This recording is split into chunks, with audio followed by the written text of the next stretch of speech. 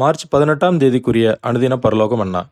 ஆகையால் நீங்கள் உங்கள் மனதின் அறையை கட்டிக்கொண்டு தெளிந்த புத்தியுள்ளவர்களாயிருந்து இயேசு கிறிஸ்து வெளிப்படும்போது உங்களுக்கு அளிக்கப்படும் கிருபையின் மேல் பூர்ண நம்பிக்கையுள்ளவர்களாயிருங்கள்.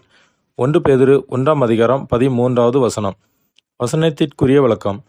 நம் மனதின் அறையை மாறாததும் உறுதியானதுமான நீண்ட காலத்திற்குரியதாக கட்டிக்கொண்ட பிறகு தெளிந்த புத்தியுடையவர்களாக இருக்க வேண்டும்.